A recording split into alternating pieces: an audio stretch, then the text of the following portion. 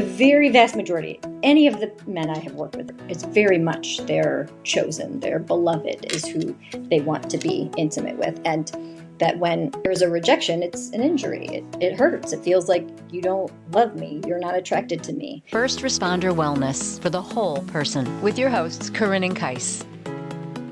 So we're back.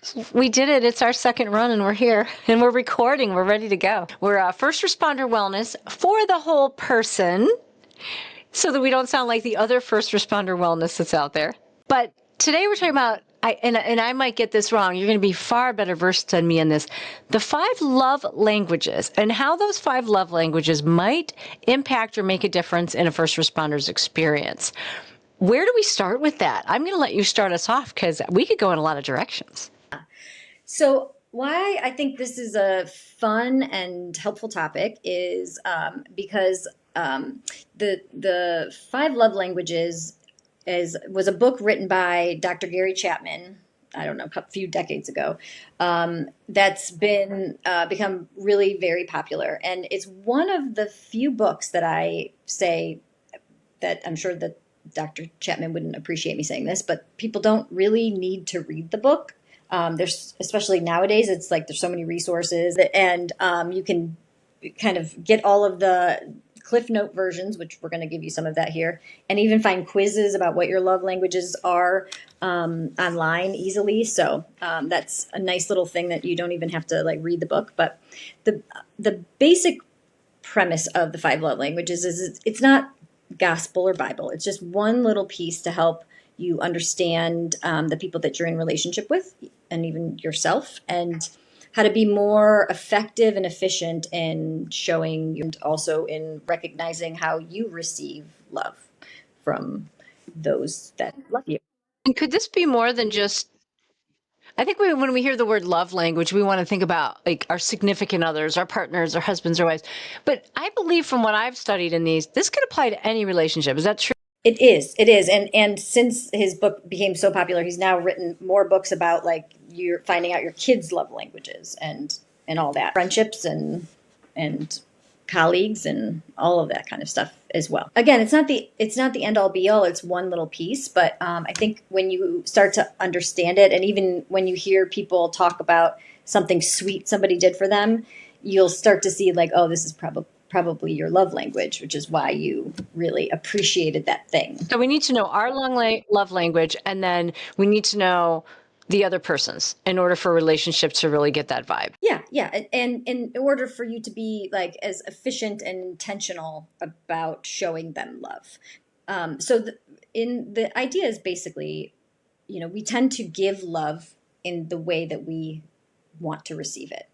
And that isn't necessarily how the other person. So for the interest of this conversation, let's talk about it as a significant other, a romantic partner, but keep in mind that it can be for anybody.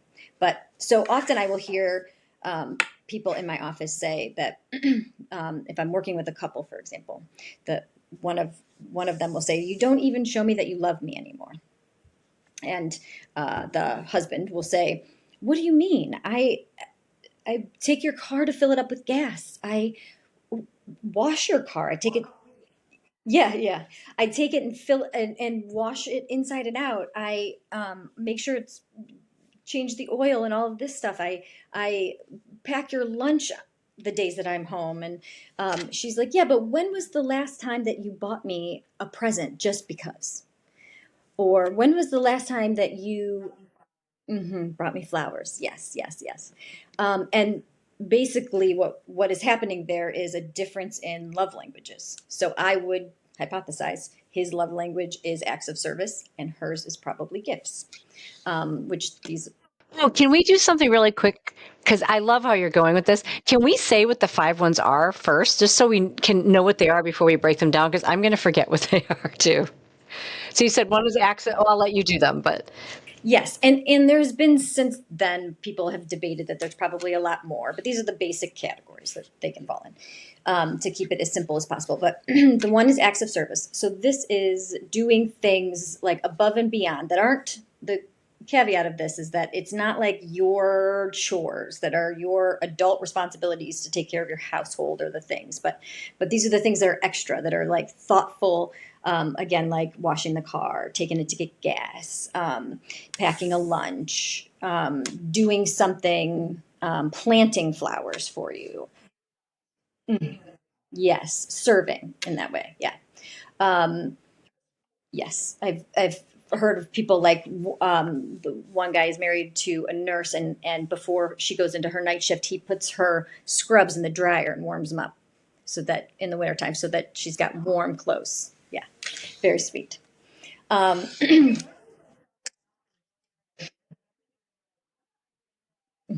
well, maybe ask for it. That's a whole nother thing. Or maybe, yeah, yeah, and have these conversations so you can see. Mhm. Yes, acts of service, gifts.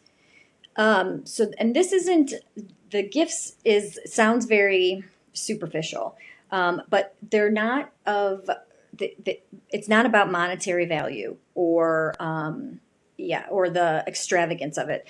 People whose love languages are gifts are like, oh, you were at Home Depot buying stuff for a project, and you know I love KitKats, and at the register you bought me a KitKat. Yes, thoughtful. You thought of me. Yes, yes.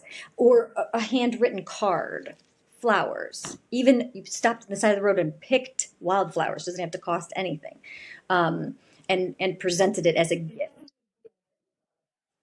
Yeah, as a gift. And people whose love languages are gifts tend to be really good gift givers. They're well, I am not. I'm this is not my primary love language, and I am always my very closest best friend is she's gifts are her love language, and it's can be paralyzing for me because it's not mine. I'm not creative that way, and she gives yeah the most thoughtful, perfect gifts. I'm like, man, I wish I was better at this. I know it's so much pressure. I'm like, oh my gosh, yes, I have no idea what to give you.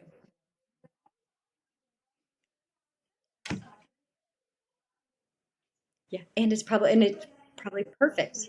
Hmm. Yeah, yeah. Yeah, exactly. So, and then another one is words of affirmation. So this is like, oh my gosh, you look so good today. You're so beautiful. Thank you so much for all you do. I don't know what I would ever do without you.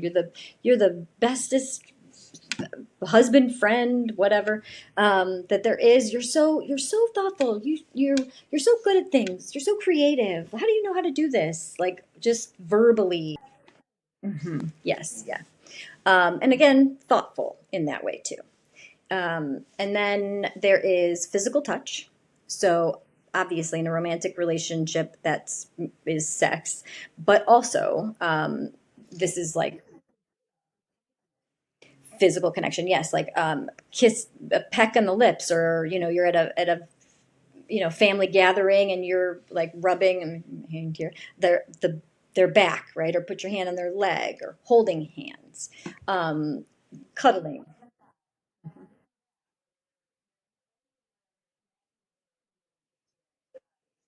Yes, yes, absolutely. Uh huh. And then the last one is quality time. So this is, the important differential is it's not quantity, and it is important that it is quality. And there's somebody just slid a note under my door. Okay. Did you? No, no, because it made the sound too. That's why. And I looked over what the note is. I know I got a pink note too. So, um, anyway,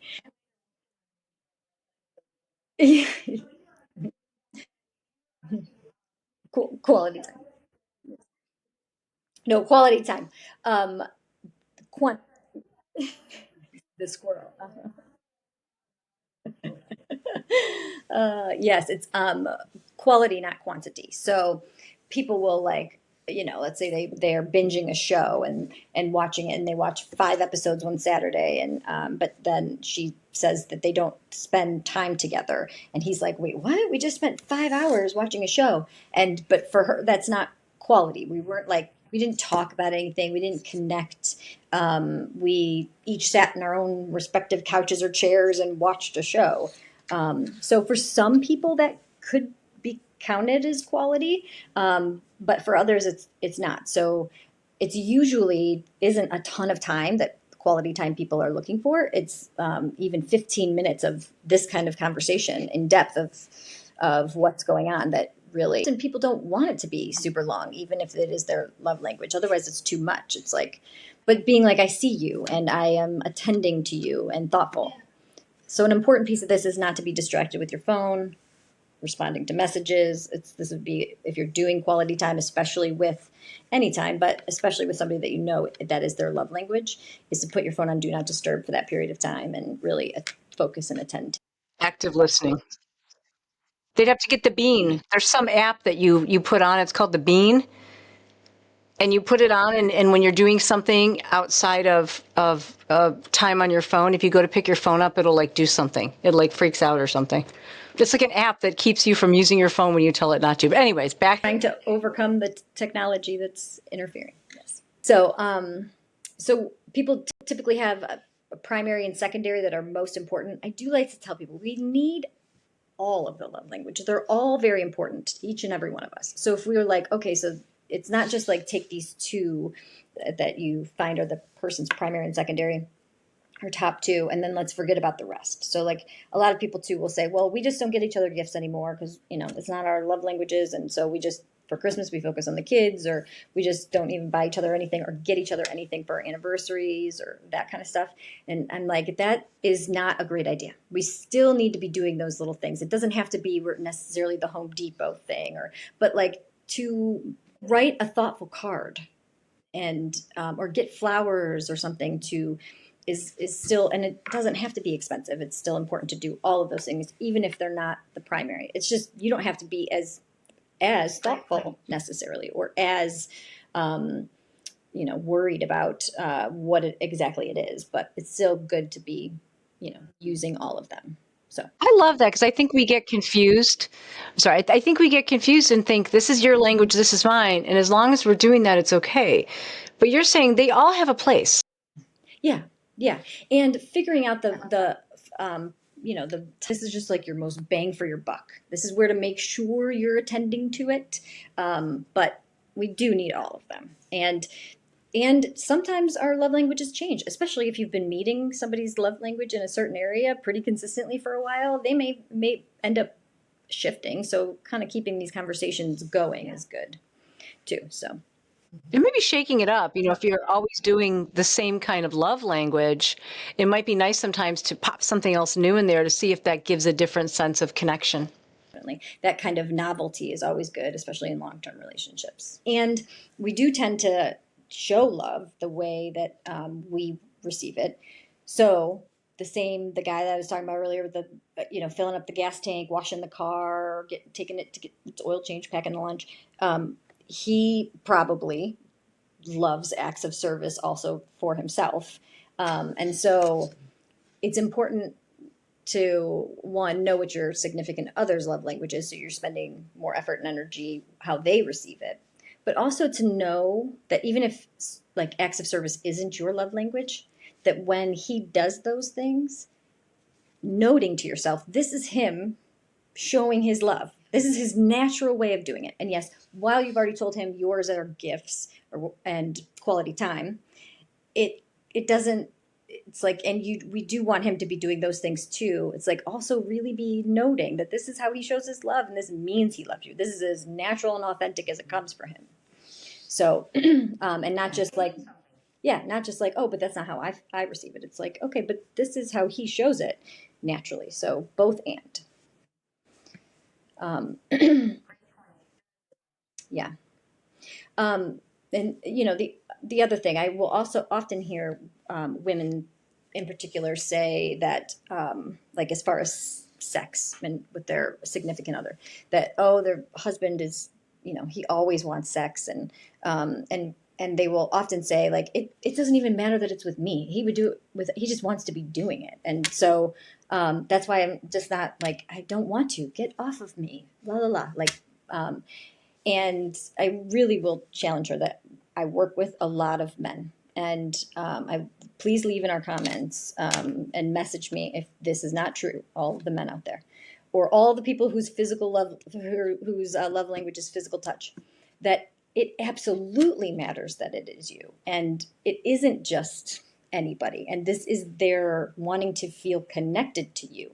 And your interpretation of it is that it could just be anybody, and that men just want to put it in anything. And there's the very vast majority, any of the men I have worked with, that has not been the case. It is that it's very much their chosen, their beloved is who they want to be intimate with. And that when there is a rejection, it's an injury. It hurts. It feels like you don't love me. You're not attracted to me. You're even repulsed by me. And so there's that disconnect too, is like really seeing that sex, when your physical touch is your love language, sex is a part of that. And again, that doesn't mean you have to, every single time there is a bid for that affection, but you can also be meeting this by holding hands, putting your hand on his leg. Yes.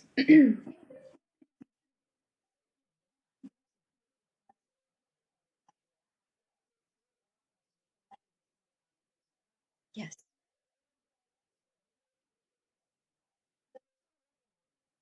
Yeah. Yeah. And that it's not just like he would just want it from anybody. Yeah.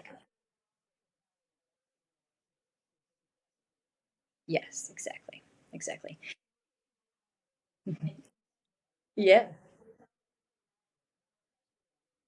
Yeah, absolutely. And I think it's important for women to rethink this, that that's what, if that isn't her love language, that that it's not just like he would just sleep with anybody.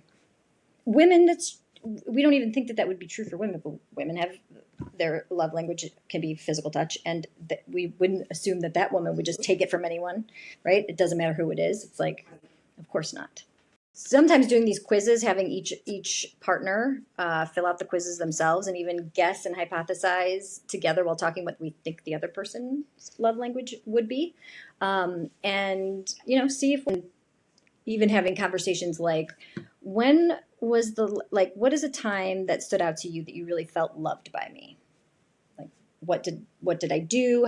What was it that made you feel so loved? That is a big indicator of, and that's a fun, like, date night conversation to have with each other. It's like, yeah, instead of talking about the minutia of the day to day stuff, it's like, let's add these conversations while we're at dinner. Yeah, kids and sports and college and la la la. But yeah, let's say like one, yeah. hmm Or what's a time that stands out? Yeah, that stands out to you. hmm Yeah, that the when was the last time you felt loved by me could also be inciting of like, never. It's been a long ass time. Yeah, yeah, it's been a long time. Yeah, right. Yeah, yeah, yeah. So this,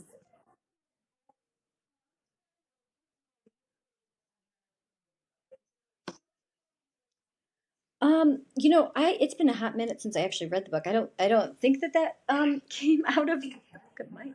Yeah. It might have. I just, when I'm talking to people about their love languages, that's just a question that I tend to ask them if they're like have no idea. Sometimes when I go over the five of them, they're like, "Oh yeah, yeah, yeah, this is me," or "This is her," "This is whatever." But sometimes they don't know, and I'm like, this is a prompt that either yeah, when's the last time you like they gave you a reaction, like they were really like, "Wow," or like really said that they felt loved, or when did you really feel loved, and then we can kind of drill down from there. Great question. So, when was the last time you felt loved by me? It's a beautiful question. Is this a question that the book prompts, Corinne, or was this more you created this out of your understanding of the book? Like, is there a resource for some of these great questions? I it's been a hot minute since I actually read the book. I don't people about their love languages. That's just a question that I tend to ask them if they're like have no idea. Sometimes when I go over the five of them, they're like, "Oh yeah, yeah, yeah, this is me," or "This is her," "This is whatever." But sometimes they don't know, and I'm like, this is a prompt that either yeah, when's the last time you like they gave you a reaction, like they were really like, "Wow," or like really said that they felt loved, or when did you really feel loved, and then we can kind of drill down from there. I love that. And I'll find stuff. If there are resources that maybe there are some online along with this book, I'll make sure all those are in show notes so that people have access to them if they're listening and more Yeah, if you curious. just Google the 5 love languages quiz, you'll find a bajillion of them. There are apps too that you can download that you can be kind of connecting together and asking you both questions. So, and then we just, as we figure out what our love languages are, you get bonus points if you each have one that's the same. That's rare, but it's cool. Yeah, yeah, yeah, yeah.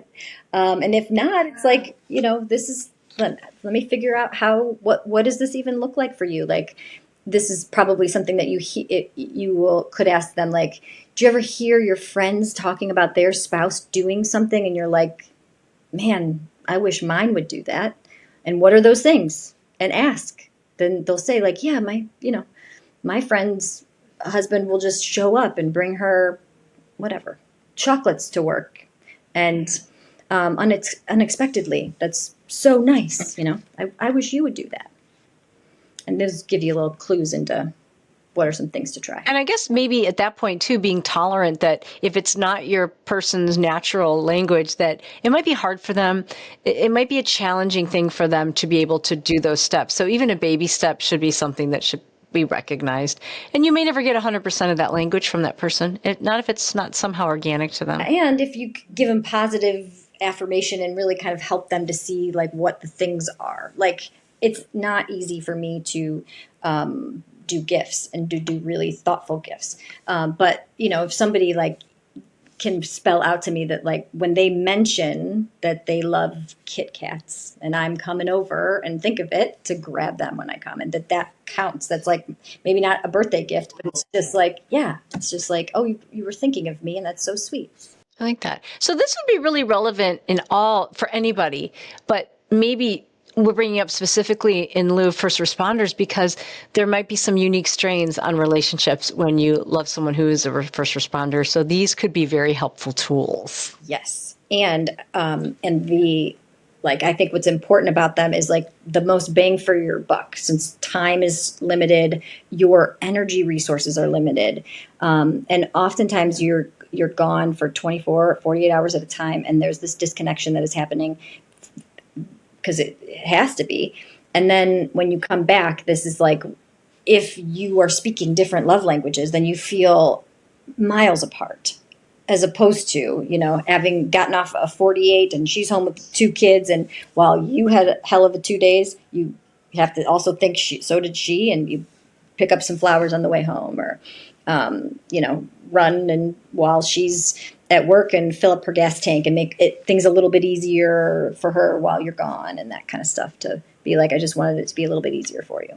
Yeah. And that goes in the transverse too, where the person at home could be understanding that 48 is about to end. My person's coming home and they need that decompression, even though I need them. What can I do that's in their language? How can I be of help that way? And if their language is physical touch, and you're like switching shifts where they're walking in and you're walking out, taking just an extra minute to make sure you kiss and touch. It's like, doesn't even take a lot of time to just say, yes, I see you and I missed you. Yes, there you are. I call them forced hugs because I just force them on my husband. I'm like, we're going to hug now and you're going to stand there because I need this. Because he's not a hugger. I'm like, you know what? And he's tolerant and understands I need to hug in the middle of the kitchen for no random reason.